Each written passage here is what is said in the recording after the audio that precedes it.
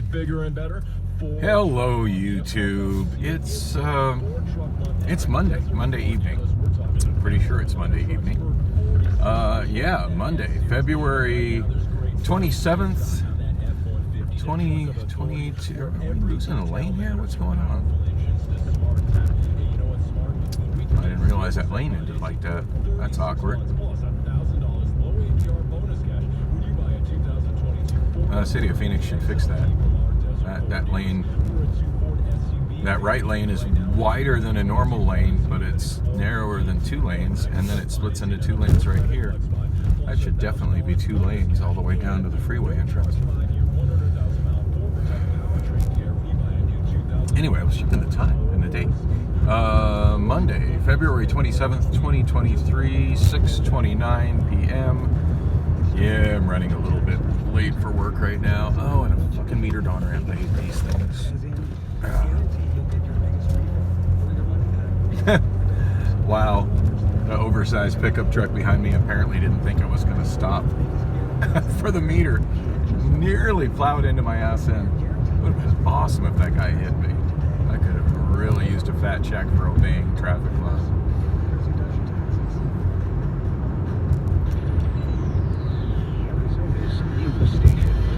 Let's see what the news is.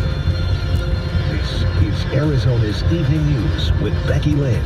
And in for Becky Lynn, I'm Peter Seymour. Good Monday evening. It is 6:30.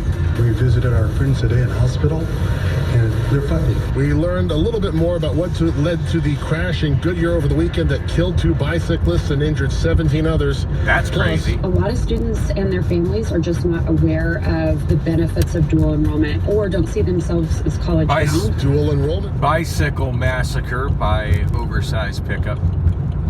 I think there were like 12 people hit, 2 killed. 50,000. I lost a couple loved ones actually over there. It's time for some common sense truck control. Doing to help survivors. These stories ahead, but first, let's check your traffic with Chuck Rowe, live from the Valley Chevy Dealers Traffic Center. Thank you, Peter. Freeway's not in bad shape right now. The I-10 actually looks good through the downtown. Once you get west of there, you get a little popular slowing as you approach 67th Avenue. Again, as you head from 107th Avenue over toward Avondale Boulevard. Then you get into the heavier slowing, leaving the 303 through that construction zone. It will stay slow. That's pretty much what I was seeing on Google Traffic, which is why I decided to go ahead and shoot video and get on I-10 through downtown. Most of the time I don't use I-10 through downtown. I'm probably going to take the 67th Avenue exit.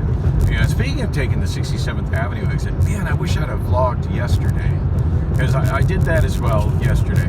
Because sometimes there's a whole lot of traffic that kicks up right there where the west end of the 202 connects with the I-10, which causes there to be heavy congestion between where those lanes join up and then where the 75th Avenue exit is. And of course, I'm going to Amazon. I'm trying to get across all of those merging lanes from the 202 onto the 75th Avenue exit, and it's awkward and annoying.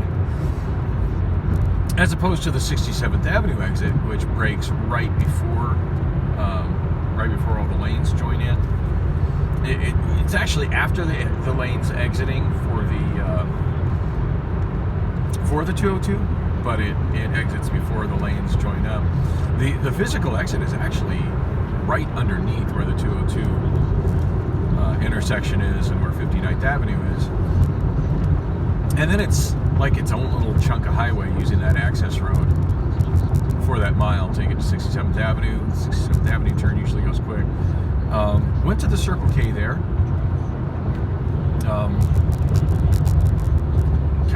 Kind of taking advantage of my sip and save now and trying to get a drink, trying to get a Mountain Dew on the way to work, as well as like one of the dollar worth of purchase of a drink. Snacks. Well, they've been alternating between the mystery meat sticks. Oh, and I after I did the vlog talking about the mystery meat, oh well, that guy's gotta weave in and out of traffic. Thanks, asshole. After I did the vlog, I was talking about the fact that I don't even know what the hell kind of meat is in that stick, because it doesn't say. I was calling it beef stick, but it doesn't say beef stick on it. In fact, I kind of bought another one, or shoplifted it, depending on who you ask. snack stick. Original snack stick. So I think it says pork, mechanically separated chicken, and beef. Those are the three, I think, top ingredients. Although there might have been something ahead of beef. And I love how it just says beef, like it doesn't tell you what part of the beef it is. It's choice cuts of tits, lips, and assholes for sure. Anyway, whatever. It's processed meat. I happen to like that. It's pretty much identical to Slim Jim, but bigger and much cheaper. Anyway, yeah, stopped at that Circle K, and the register she had a little sign up, a little handmade sign stuck on her next register over sign that was blocking the sign that said next register over, and it said card only. And I mean, my total is going to be $1, so I'm not about running $1 on a card because, yeah, that's just stupid for many reasons. And so I asked her, it's like, well, actually, yeah, I was, because she pointed at that, and I said, well, yeah, actually, I was planning on paying with cash. Is that a problem? She goes, well, I just don't have much change. I said, well, it's the total's $1 even. I have a $1 bill. I don't need change. So apparently that wasn't the problem. So I find it interesting that she would post a sign that's basically lying, saying card only, when in fact the situation isn't card only. The situation is that she lacks change. Like maybe have the sign say exact change only. Yeah, just a thought. Anyway, they were all out of 32-ounce cups there, so I had to get the next one smaller, which ended up being fine. I mean, typically, I'm either starting my day with a 12-ounce can or a 16-ounce bottle, so 20-ounce fountain drink is just fine. Although I do prefer to get the 32-ounce, which is what I got today. Anyway, as I was driving from the Circle K there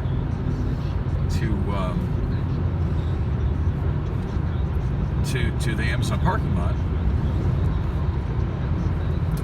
did my usual. There's a trick where you gotta to go south on 67th Avenue. You can't go out the front of the Circle K. You gotta go out the back of the Circle K. And then there's a side street that you go on that turns into Roosevelt, and then you turn left from Roosevelt. That worked out great. Got the green light. It was just like that was smooth. Couldn't have asked that to be more smooth. And then as I turn, so from there I go down Garfield to 71st Avenue, hang a right at 71st Avenue, and then that does a 90-degree turn left onto Roosevelt all the way to Amazon. And as I did that, I was going down Garfield. Garfield is a pretty narrow street. Now, to be fair, it's a residential street. It's not really designed for through traffic, although it's the only road that goes through in that area, so it gets through traffic. It just kind of is what it is. And one thing that and I'm getting ready to go that direction right now, so y'all gonna get to see this. One thing I've noticed on the way forward, but I never noticed just how much of it is there is there on that half mile of Garfield Street, is there's a lot of people that park on the wrong side of the road. Apparently a lot of Phoenix drivers think that's acceptable, and clearly the Phoenix PD is doing absolutely nothing about it. They're not writing parking tickets, they just ignore it. But yeah, when you parallel park on a street, your car needs to be facing with traffic. So if it's if it's a two-way street, you need to park on the right side of the road. The only place where you can park on the left side of the road is if it's a one-way street. Anyway, there's a lot of people parking on the wrong side of the road, which means when you're driving, you'll see their headlights facing you when they're parked.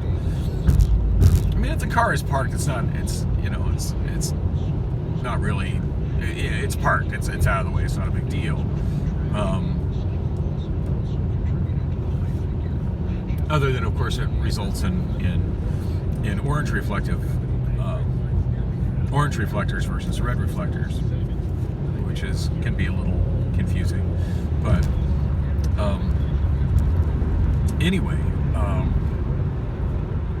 if a person is sitting there idling with their headlights on, it's really bothersome, because as you're driving, you've got the headlights literally glaring in your eyes, and then as a driver in the United States, you're kind of conditioned to, when you see oncoming headlights, go to the right of that, because they're oncoming headlights that should be passing you to the left. And of course, so I've got something that's impaired, that will be diminishing my vision, and I'm trying to go to the right of it. Well, if I go to the right of it, I'm going to literally run off the road.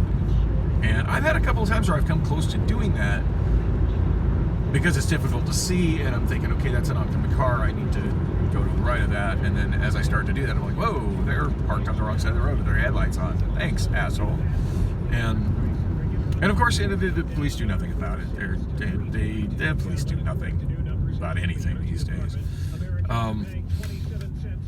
Anyway, the reason I'm wishing that I was vlogging yesterday on my drive to work, I'm sorry about my shaky camera, it's getting worse.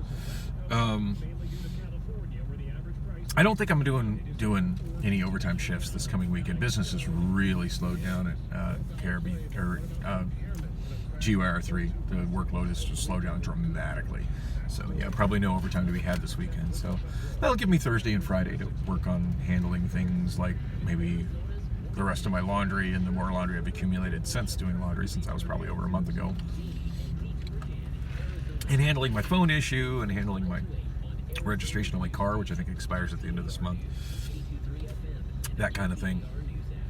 Things I just keep putting off because I'm just working, for the most part, just work, sleep, with the exception of Thursday night where I went out and did a little karaoke and went back to my place. And I haven't really talked about what happened that night. And I might not. Let's just say it was my turn to disappoint Priscilla, and I'll just sum it up at that. And it kind of felt like an alpha power move, even though I probably could have got some, and I didn't. But it kind of feels good to deny her after the way she's been routinely denying me. Anyway, I'm coming up on that stretch of Garfield. Check the time real quick. 37 on the clock, so add 4 minutes. 37, 38, 39, 40, 41. So yeah, I made good enough time getting to here. I'll be at work on time. That's the important thing.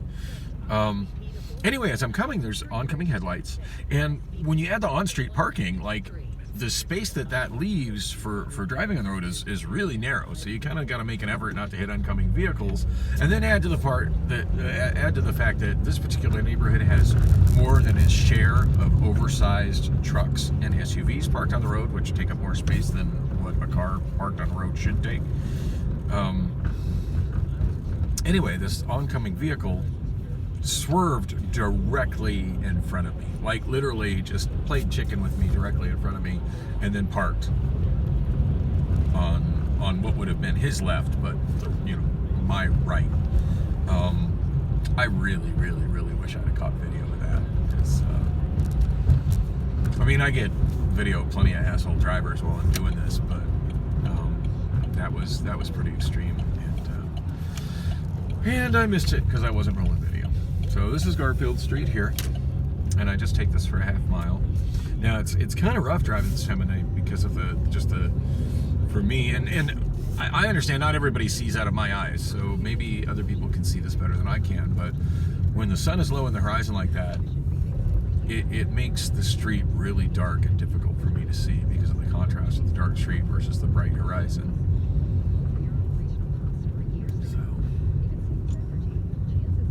One car on the left, 2 cars on the left, parked the wrong direction in that cluster. Nobody parked on the right.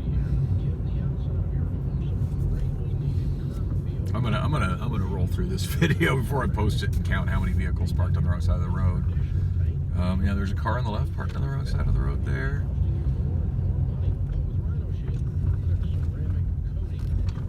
And there's another car on the left parked on the wrong side of the road. A whole bunch of oversized trucks on this road as well, parallel parked. That truck there, parked completely blocking the sidewalk. That's lovely. There's a big SUV parked on the right side of the road, in the wrong direction. A car parked on the right side of the road, wrong direction. Car parked on the left side of the road, wrong direction. Another one on the left, and another one on the left, parked in the wrong direction. And a pickup truck on the left, parked in the wrong direction. There's an SUV on the right, parked in the wrong direction. Yeah, I'm passing them quicker than I can call them out. There's another car on the right, parked in the wrong direction. Yeah, this whole street. Wonder if I can report this via email to Phoenix PD, because it's ridiculous. Another big pickup truck parked on the left side, wrong direction, with mismatched body parts. It's bed, it's passenger door, and it's hood, all different colors. Fabulous. That guy doesn't look sus at all. Anyway, again, like, it's only it's not a big inconvenience to me if they're parked on the wrong side of the road, but it's the whole issue of, you know, when they start the car and they turn on their headlights, if I'm coming towards them, that's a problem. But I literally had a guy just swerve, just play chicken and swerve directly in front of me to park on the wrong side of the road. Like, how hard is it to park on the right side of the road? Like, seriously, how hard is it to do that? I don't know. It takes pre-planning to be going down the street so that your home will be on the right side of the road and you can park on the right? Is that too much? It takes too much planning to take that route? Or is it just way too much exercise to park across the street from your house and then walk across the street? I don't know. I don't get it. But I wish those people would cut that shit out. Anyway, didn't really get to talk about my Circle K stop tonight, and I wanted to. So the last time I went to that Circle K there at 24th Street and, oh, green light, nice. 24th Street and with Dow, I mentioned how I went there and I went to use, now they have a person standing behind the automated, what are supposed to be self-service kiosks for checking out, because Circle K's figured out that if there's nobody actually standing behind them, people will not use them. If there's an actual cashier, people will go to the cashier. People don't like those machines. So, but if there's a person behind it acting like he's the cashier, directing people to the machines, people will actually come up and use them. And they can have one person standing behind two machines. Same guy this week, by the way. Now, last week when I did that, I went to the machine. Whoa, there's a pedestrian in the middle of the road. Could you not walk on the sidewalk, dude? There is a sidewalk there to walk on.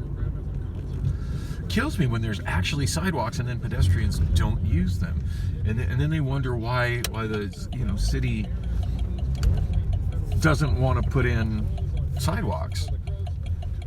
Oh, I hate being stuck in this heavy traffic trying to get in this parking lot.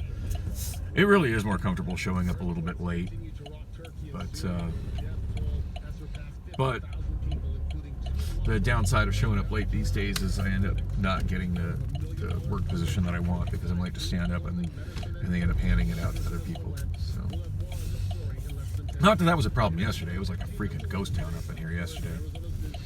And then one of the guys who got the position to drive, which clearly that's what he wanted, it was a new driver, ended up getting told to go ahead and park his pit, that he wasn't needed. And that was on him, because honestly I feel like he was needed, but some of these drivers that are convinced that their job when they're a pit driver is to just sit perched up on their forklift in one particular loading corral and wait for work to come to them. And granted, I mean, that strategy works on busy nights, and the work will come to you on busy nights. But on non-busy nights, yeah, you need to go to the work. You need to find the work. And if that means getting off your forklift and moving some shit around on a pallet jack, that's what it means. Anyway, I was really glad when Dustin because I mentioned that guy to him, and he goes, "Yeah, I'm aware of it." I'm like, "Well, why don't you tell him to do that stuff?" I'm like, "Dude, that's not my job. That's your job." like he's not gonna listen to me. I'm not wearing a red vest or an orange vest. That's your job, dude. Anyway, he eventually sent him off. Anyway, I was talking about the Circle K. So dude is so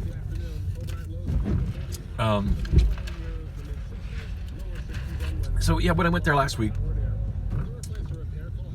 kiosk on the left, card only. I'm trying to pay with cash, so I had to wait for the kiosk on the right. Kiosk on the right tried to overcharge me, like $1.69 for my beef stick, which should have been $1. And the guy couldn't fix it. And he ended up having me check out at the actual register, which I could have sworn was not even open, or I'd have just gone to the register. Well, this time around, same guy behind the kiosks, and the register was closed. It had a sign on it saying it was closed. It looked like there was a guy tallying out the drawer, cashing out, so he wasn't ringing up people. And I figure there's no chance they fixed the programming in the kiosk since last week. Since this is a programming issue that's been going on with the kiosk for probably a year that I'm aware of. So anyway, that segment. It's the latest office trend. Okay. Bare minimum Monday. Okay. So if we were to go through, others that, other things we've talked about, the Great Resignation. Yes. We found that people wanted to quit their job and find another job and try and make more money. Okay. Yeah. That's what they did. Quiet quitting. Quiet quitting was, you know what? I'm getting paid this salary. I don't really like this salary. I'm not going above and beyond, and I'm not really going to try. Yeah. I'm getting paid X amount of dollars, and you get me for 5 hours a day. Right. The rest of the time, I'm going to do what I want when I want. And now, Bare minimum Monday. Bare minimum Monday. What is that? According to a new TikTok trend, Mondays should actually be about doing almost nothing, as little as possible, and not feeling bad about it. This is something called Bare Minimum Monday. Okay, so listen, I know that there's a... Ooh, glad I got that news flash. It's Bare Minimum Monday. I think today's a good day to just grab a pallet jack and wander aimlessly around the building. Yeah. For Bare Minimum Monday. Just kidding. I have way too good a work ethic. I'm not even capable of that. Although I do want to go see Kia. I haven't mentioned Kia in a while.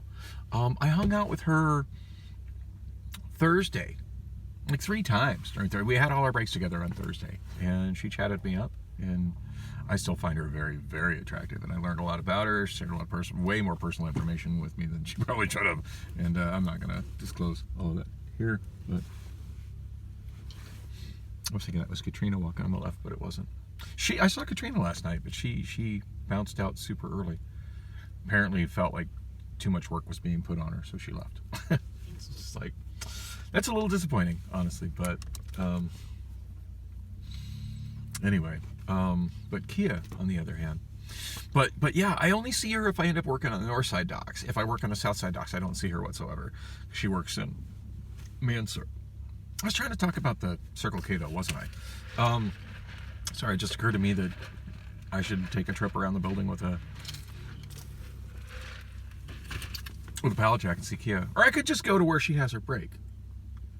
It's not like I can't walk to that break room. I just always go to the one that's close to me. Because I expect I'll be on the south side today. Anyway, so I'm expecting that kiosk is not, or the self-service thing is going to give me the wrong total. So I've already got $1 exact change like ready, and I'm not wasting a bunch of time with it like I did last time, because that shit made me late for work, or almost late for work. Anyway, so I put it on. I'm putting in my number, and I'm to the point of keying in my number when the guy said something to me. I forget what he said. And I said, "Yeah, I'm just putting in my phone number right now." He goes, "Oh, okay." And about that time, it totaled up my stuff, and it showed that again the price of $1.59 when my total should have been $1. And the whole thing with this kiosk, you're supposed to put the money in the little money slot. It's got a cash acceptor. But there's a person right behind me. There's a person. Why am I playing with the machine? I can give that money to the person. If that person wants to put the money in the machine, that's on him. I didn't shoplift. I gave him money. Anyway, he's looking right at me and just said something to me, and I forget what he said. But I looked down at the total and it said $1.59. I'm like, look at this. This thing's trying to overcharge me just like it did last week. Dude, my total's $1. And I put the $1 on the counter right in front of him, grabbed my meat stick and my soda and walked out. So, don't know how they dealt with that. But, hey, I did not shoplift. My total should have $1. If they can't get their shit together, that's on them. Anyway, I got to get inside. I got to get to work. Thanks for coming with me on the drive. And like and subscribe if you enjoy listening to me talk to myself. Let's see if we can keep each of these videos at, I don't know, over 10 views each, since lately they're getting less than that. Oh, good times.